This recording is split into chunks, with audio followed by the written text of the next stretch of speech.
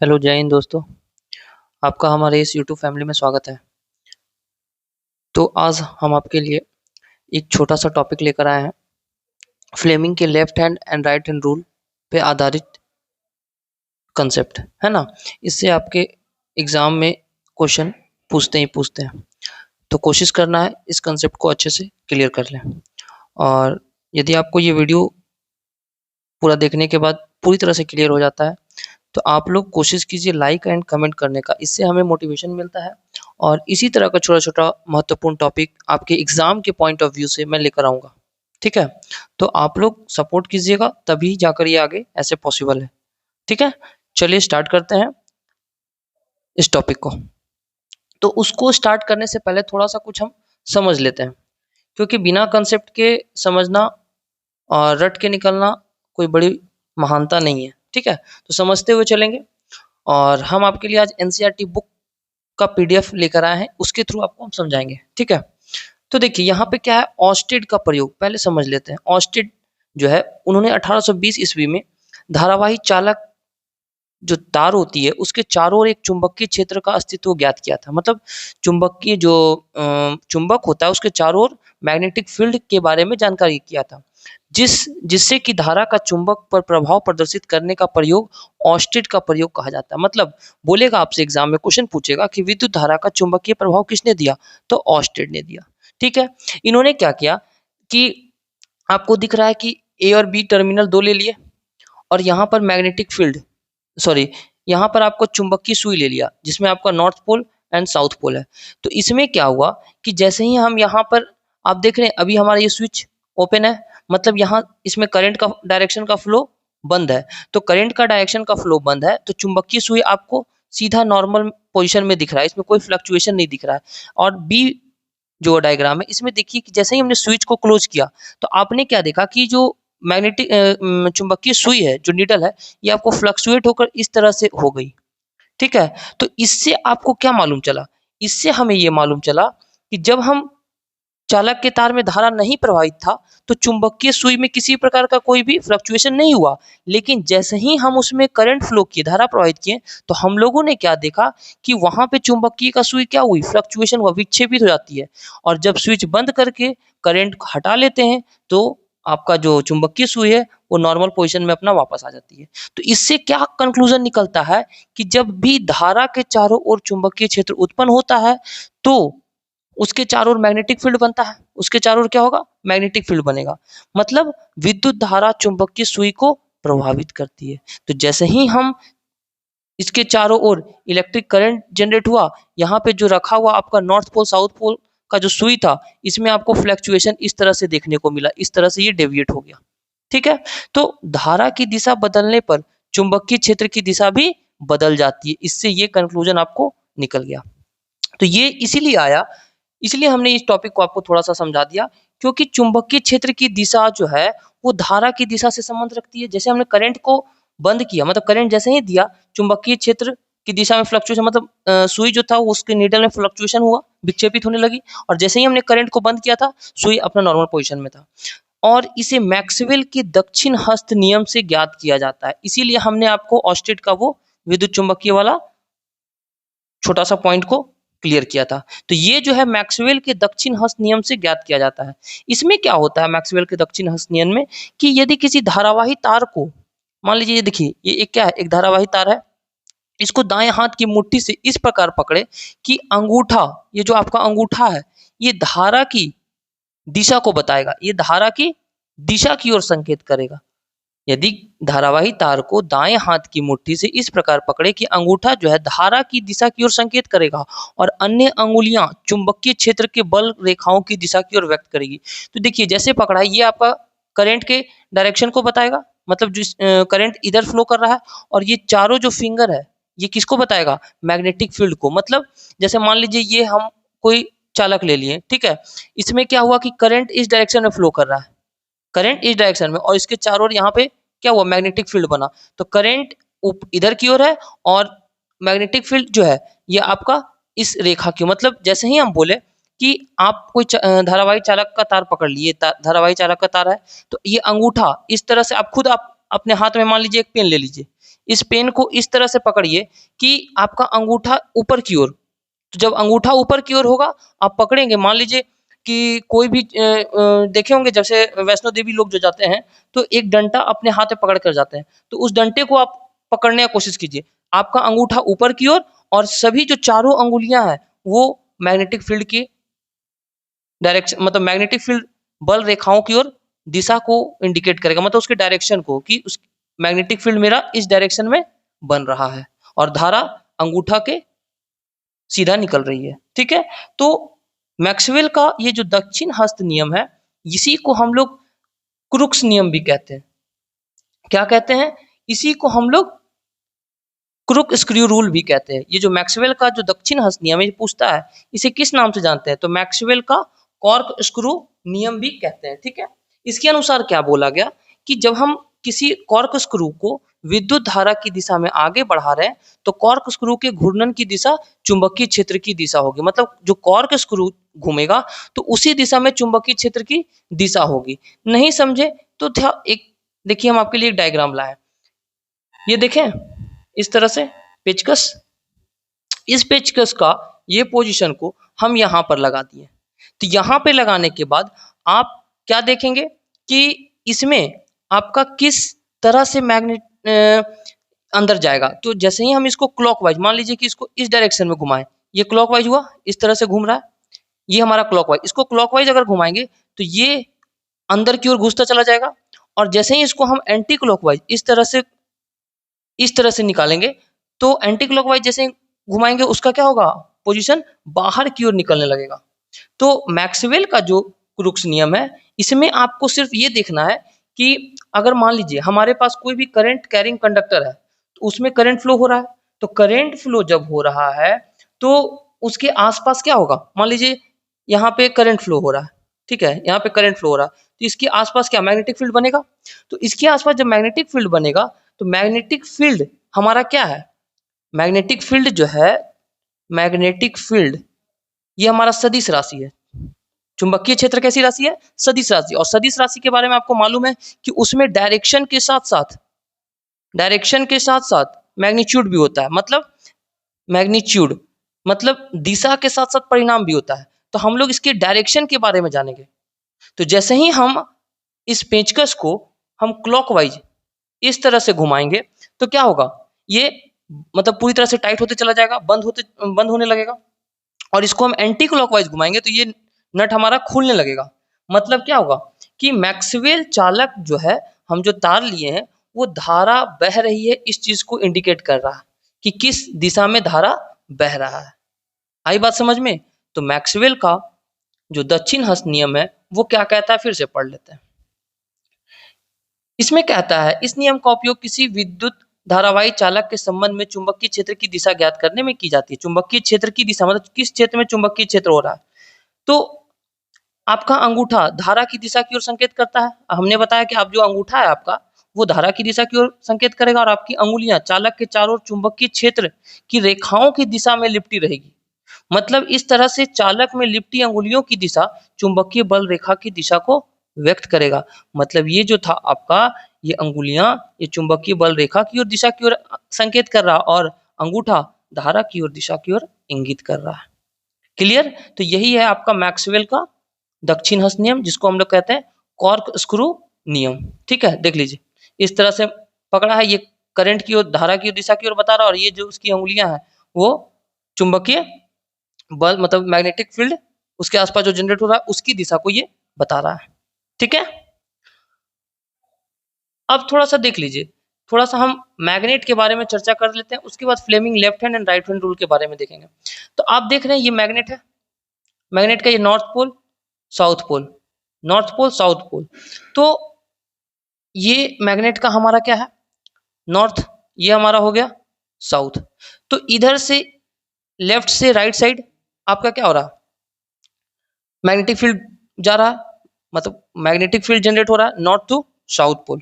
तो magnetic field जब north to south pole जा रहा है तो इसमें आपने क्या देखा कि हम बीच में कोई एक चालक तार ले लिए, कोई एक बीच में चालक तार लगा दिए। तो जब हम इसमें बीच में कोई चालक तार या कंडक्टर लगा दिए तो ये क्या होगा कि इसमें आपका डायरेक्शन, फोर्स का जो डायरेक्शन है किस दिशा में लग रहा है। नहीं समझे?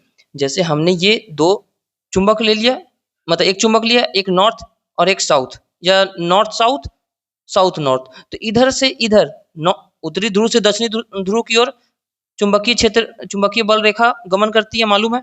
तो दो चुंबक में जब उत्तरी ध्रुव से दक्षिणी ध्रुव की ओर चुंबकीय बल रेखा, मैग्नेटिक फील्ड बनता है, तो आप उसके बीच में एक चालक तार ले लिए, इस तरह से बीच में एक चालक तार ले लिए। तो चालक तार जिसको कंडक्टर भी बोल दिए, तो उसको लेने से क्या होगा कि उसमें जो फोर्स है, ये फोर्स किस डायरेक्शन में लग रहा है। तो फोर्स किस डायरेक्शन में लग रहा है, इसके लिए हम लोग फ्लेमिंग लेफ्ट हैंड रूल का उपयोग करते हैं। मतलब जैसे मान लीजिए इसको हम लोग कंडक्टर बोले या कुंडली बोले, कहीं कहीं बुक में कुंडली भी बोलेगा। तो ये जो कुंडली है, ये कुंडली अगर घूमेगा तो इसमें क्या होगा, करंट उत्पन्न होगा। और करंट जब उत्पन्न होगा तो करंट को किस डायरेक्शन, मान लीजिए करंट ऐसे है, इस दिशा में जा रहा है, तो करंट को किस डायरेक्शन में फोर्स लग रहा है। यहाँ जो करंट उत्पन्न होगा, मान लीजिए हमने आपको क्या बताया कि इधर से north to south pole magnetic field generate हो रहा है, और बीच में हमने ये क्या ले लिया, एक चालक तार ले लिया, कंडक्टर ले लिया, या कुंडली बोलिए जो भी आप। तो कुंडली ले लिया, तो इस कुंडली में क्या होगा, जो मैग्नेटिक फील्ड यहाँ जनरेट होता है, बीच में कुछ बाधा बनेगी। तो इसके कारण क्या होगा कि ये भी हमारा चालक तार भी घूमने लगेगा। तो घूमेगा तो इसमें फोर्स जो लगेगा, किस डायरेक्शन में फोर्स लग रहा है, उसका पता लगाने के लिए फ्लेमिंग लेफ्ट हैंड रूल का उपयोग करते हैं। जैसे हम लोग मोटर, जैसे मान लीजिए ये मोटर ले लिया, ये मोटर हो गया। तो मोटर में हमने क्या देखा कि इसके अंदर एक पार्ट होता है रोटर। क्या होता है, रोटर। तो जो रोटर होता है वो किस डायरेक्शन में घूम रहा है, मोटर के अंदर जो रोटर है वो घूमेगा तब तो मोटर घूमेगा। तो रोटर किस डायरेक्शन में घूम रहा है, मतलब फोर्स किस डायरेक्शन में लग रहा है रोटर को, जो उसको घुमा रहा है, क्लॉकवाइज या एंटी क्लॉकवाइज, उसके लिए हम लोग फ्लेमिंग का लेफ्ट हैंड रूल उपयोग करते हैं। मतलब धारावाही चालक पर लगने वाले चुंबकीय बल की दिशा का पता लगाने के लिए फ्लेमिंग लेफ्ट हैंड रूल का हम लोग उपयोग करते हैं। ठीक है, तो चलिए इसको थोड़ा डिटेल में देख लेते हैं।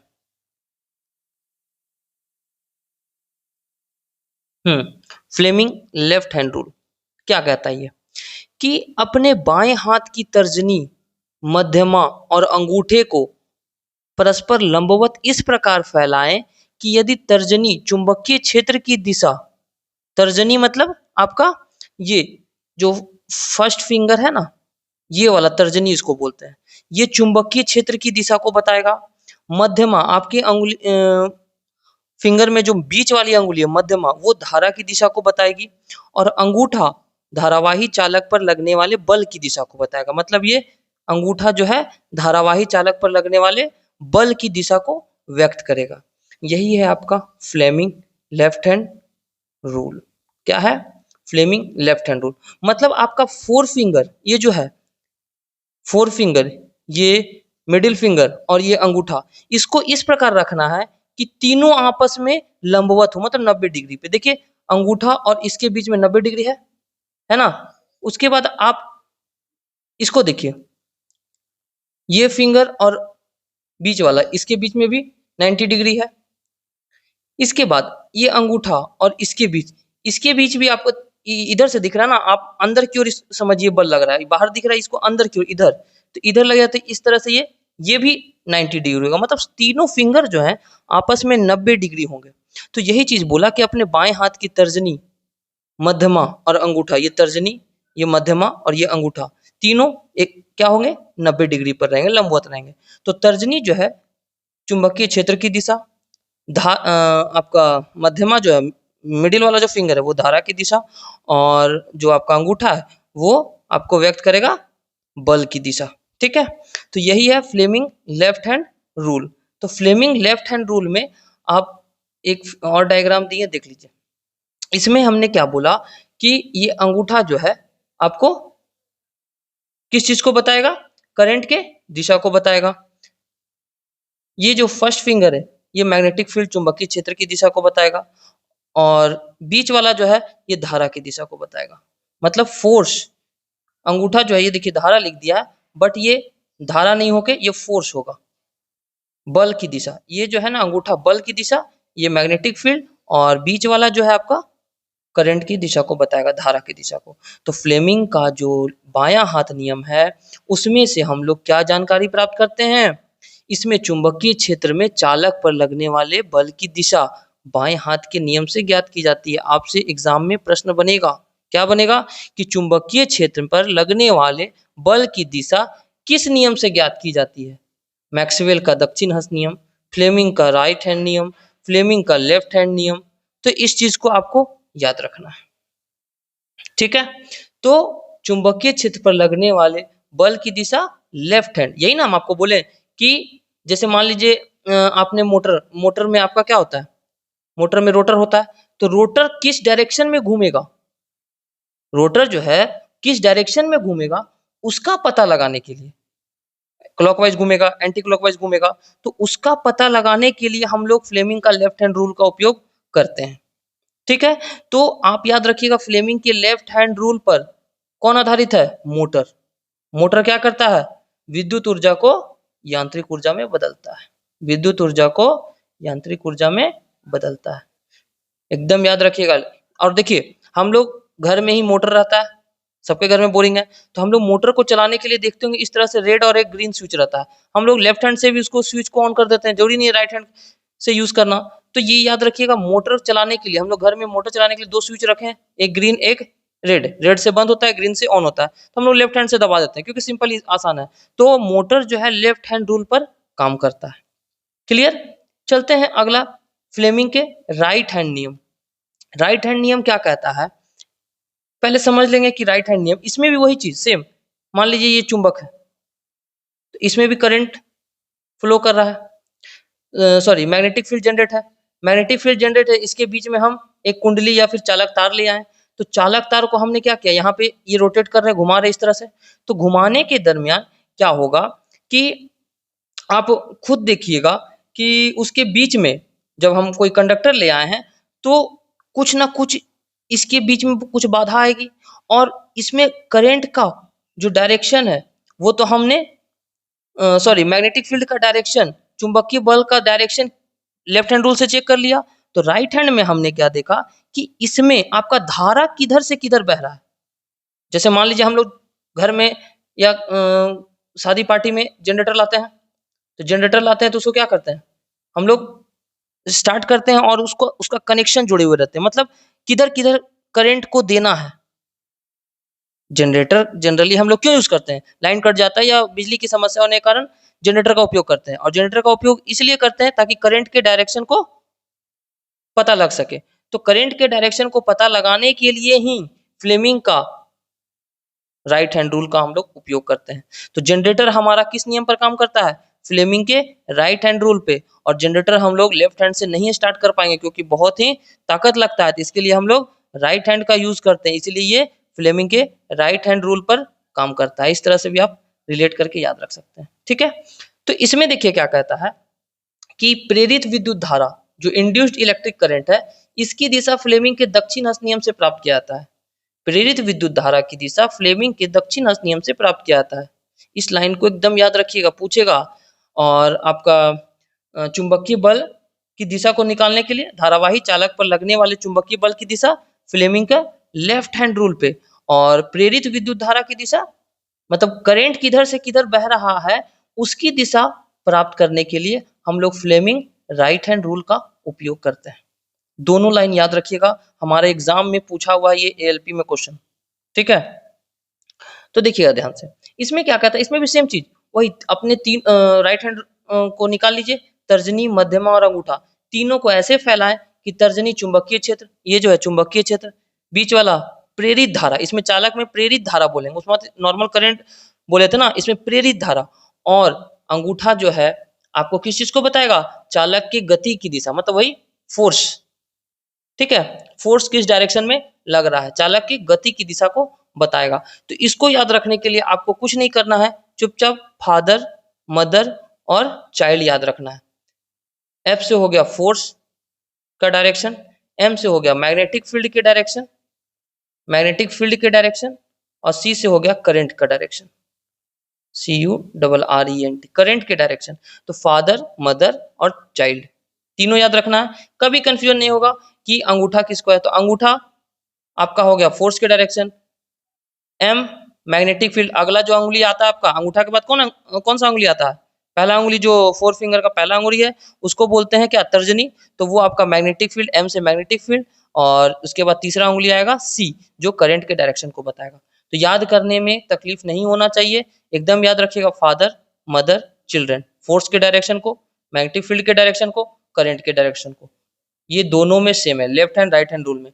अब तो लेफ्ट हैंड रूल क्यों उपयोग करते हैं, तो हम लोग लेफ्ट हैंड रूल क्यों उपयोग करते हैं, उसमें चुंबकीय बल की दिशा को प्राप्त करने के लिए। और राइट हैंड रूल क्यों उपयोग करते हैं, प्रेरित विद्युत धारा की दिशा को प्राप्त करने के लिए।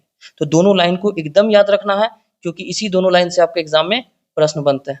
ठीक है, देखिए लेफ्ट हैंड रूल का डायग्राम दिख रहा है, इसमें आपका direction of force, magnetic field, और इसमें नॉर्मल बोले करंट का दिशा।